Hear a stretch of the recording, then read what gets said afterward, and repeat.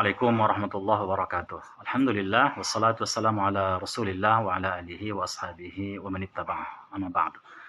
Ikhwah yang dirahmati Allah, anak-anak kami, a'azzani Allah wa iyyakum jami'ah. Semoga Allah memuliakan kita semua.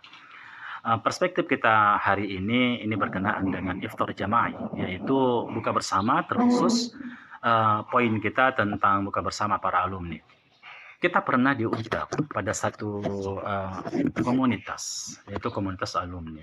Ini bukan pada bulan Ramadan, tapi di luar Ramadan.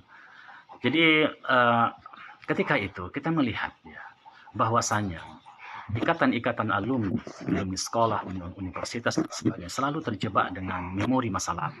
Mereka berperilaku sebagaimana perilakunya ketika mereka dulu SMU, ketika mereka dulu kuliah. Padahal usia mereka sudah dikatakan usia lanjut ya. Tetapi kesan memori itu masih tersimpan pada mereka. Akhirnya apa?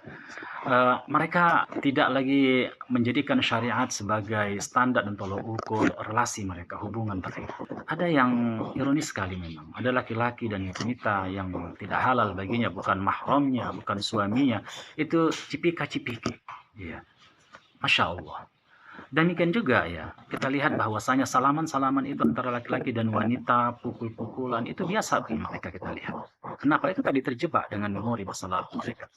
Coba bayangkan bagaimana ketika alumni ini melakukan iftar jamaah. Iftar jamaah kita melihat di sana bahwasanya mungkin ya ada yang mengatakan begini, iftar jamaah itu kan ada positif. Kita aku nggak ada positifnya. Bisa saja memang itu untuk merekatkan ukhuwah di antara mereka, ukhuwah Islamiyah, dan juga bisa memberikan kabar kepada mereka tentang teman-teman mereka, saling mendukung, baik itu dalam perkara-perkara dunia maupun urusan-urusan ukhrawi mereka.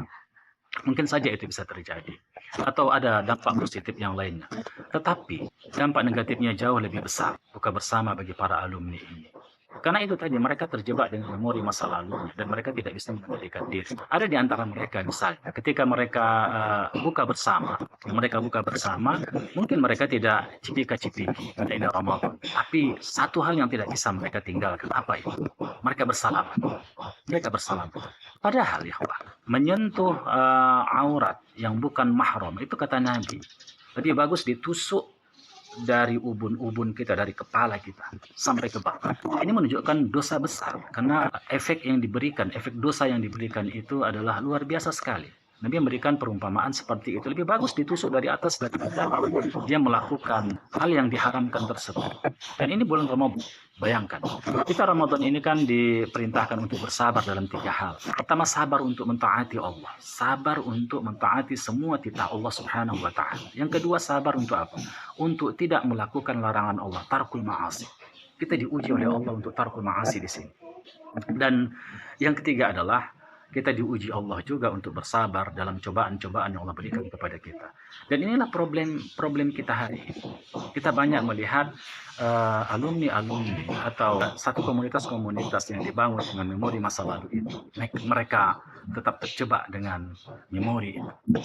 Dan bahkan kadang-kadang kita melihat ya, buka bersama itu tidak mencerminkan Ramadan. Di sana kadang-kadang ada hiburan, ada musik, kan begitu.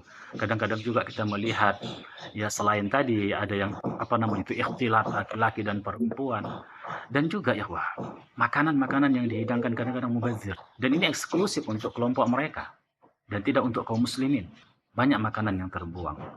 Dan juga kita melihat pada kenyataannya juga mereka kadang-kadang meninggalkan sholat tarawih gara-gara itu. Bahkan kadang-kadang juga mereka meninggalkan salat berjamaah ke masjid dan mereka membuat jamaah di rumah itu. Padahal masjid ada. Iya. Karena itulah maka mafsadat dari iftar jamaah ini pada komunitas-komunitas terutama alumni yang kami lihat adalah itu sesuatu yang tidak layaklah kalau seperti ini untuk dilanggengkan.